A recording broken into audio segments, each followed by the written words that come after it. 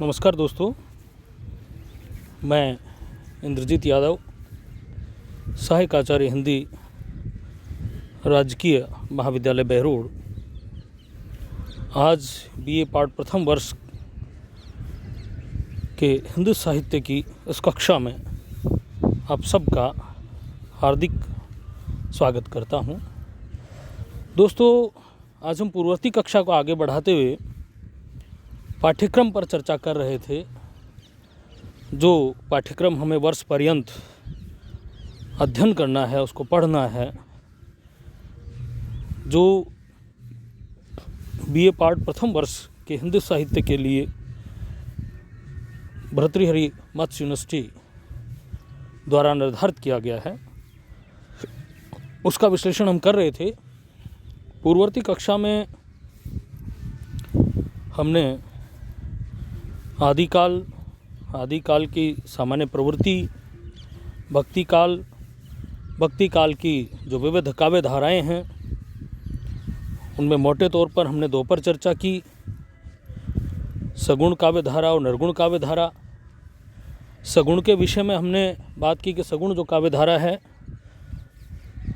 मोटे तौर पर जो हम अंतर कर सकते हैं वो है अवतारवाद को लेकर, कि सगुण जो ब्रह्म है, सगुण ईश्वर की कल्पना जिस विचारधारा के कवियों ने की है, वो मानते हैं कि ईश्वर अवतार लेता है। जब जब अनिष्ट, अधर्म और अनीति का प्रचार प्रसार बढ़ता है, उसका प्रभाव बढ़ता है, तब तब ईश्वर साधु संत और समाज के जो नियामक वर्ग है, उसकी रक्षा के लिए अवतार लेते हैं। निर्गुण के विषय में हमारी बात हो चुकी है। निर्गुण ब्रह्म जो अगोचर है, अलग है, गुणातीत है,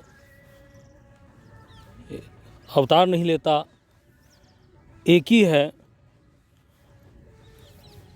बहुदेववाद का विरोध निर्गुण काव्य परंपरा में हमें देखने को मिलता है।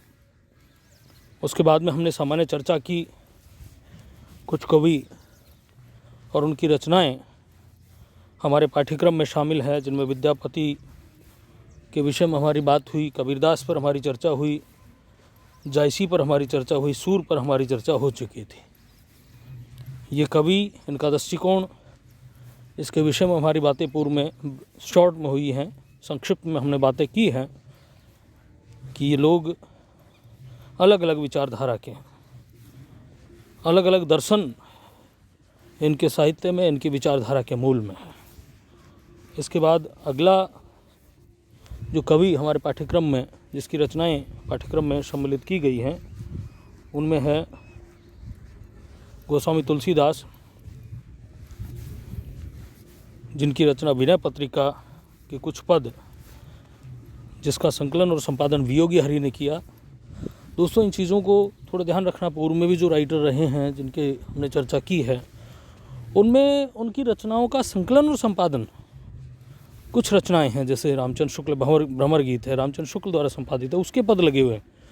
तो जब हम व्याख्या लिखते हैं तो उस समय ये चीज़ हमें ध्यान रहनी चाहिए कि जैसे यहाँ तुलसीदास का विनय पत्रिका है, इसका संकलन किसने किया? फिर पद इधर उधर बिखरे पड़े थे, उन सबको संकलित करके एक पुस्तक का आकार देने का काम किसने किया? उसमें कुछ लिपि संबंधी त्रुटियां रही होंगी, उन त्रुटियों का निराकरण कर किसने उसके एक विशुद्ध पुस्तक के रूप में आकार देने का कार्य किया? वो वियोगी हरि हैं। उनके द्वारा संपादित पुस्तक विनय पत्रिका ही हमारे पाठ्यक्रम में शामिल है। इस और कवितावली के कुछ पद भी हमारे पाठ्यक्रम में शामिल हैं, जिसका प्रकाशन गीता प्रेस गोरखपुर से हुआ है। ये थोड़ा सा यदि हम लिख देते हैं, कुछ चीज़ें होती हैं,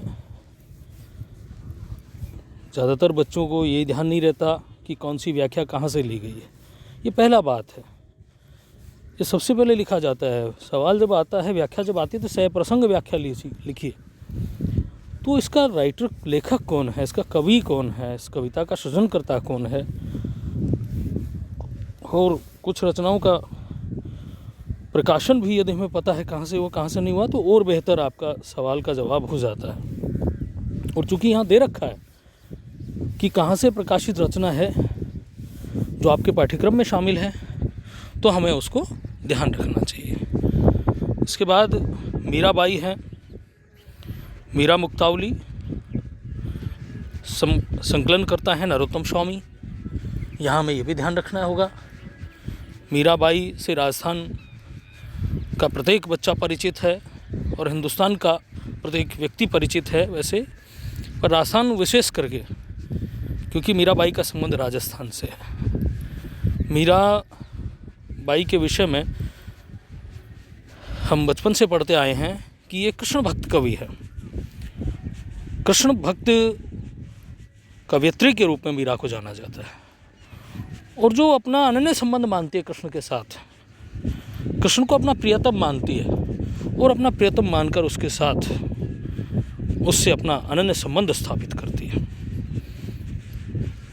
मैं तो ये कहूँगा कि मीरा पहली महिला लेखिका है। जो महिला लेखिकाओं का दौर आज चल रहा है, जो पुरुषवादी सत्ता के खिलाफ क्रांति का बिगुल बजा रही हैं, जो महिला के साथ निरंतर हो रहे घर बाहर हर जगह होने वाले अत्याचार का विरोध कर रही हैं, जो पुरुषवादी मानसिकता के लोग नारी पर लगाम कस रहे हैं, उसकी इच्छाओं का दमन करने को उसे मजबूर कर रहे हैं, उसका पहला विद्रोह, पहला विरोध मुझे मीरा में दिखाई देता है। मीरा एक राज परिवार से संबंध रखती है, लेकिन उसकी समस्त तमाम मर्यादाओं परंपराओं को त्याग कर वो इन सब के विरोध में उठ खड़ी होती है और इस समस्त राजतंत्रात्मक व्यवस्था को चुनौती देती हुई घर से बाहर निकल जाती है। तो वो मीरा है जो समाज को, पूरे राजनीतिक तंत्र को चुनौती देती है। लोग कहे मीरा भई बावली, लोग पागल समझते हैं। साधुन ढिंग बैठी बैठी लोकलाज खुई, कहती है कि साधुओं के साथ बैठ बैठ के, यानी कि भगवान की स्तुति करते हुए, स्मरण करते हुए मैंने लोकलाज को ख़त्म कर दिया है, क्योंकि लज्जा का आवरण पर्दे में रखा जाता था स्त्री को। लेकिन ये महिला है जो समस्त तमाम जो बाधाएं नारी के सामने उपस्थित की गई उस समाज के द्वारा, उन सबको सीधी चुनौती देती है। उसके बाद रसखान है, सवैया सिद्ध कवि इनको कहा जाता है, और रसखान कृष्ण भक्त हैं। विशेषकर कृष्ण एक मुस्लिम कवि होते हुए भी कृष्ण काव्य लिखने वाले कवि रसखान माने जाते हैं। धन्यवाद दोस्तों, आज की कक्षा में इतना ही। कल पुनः मिलेंगे।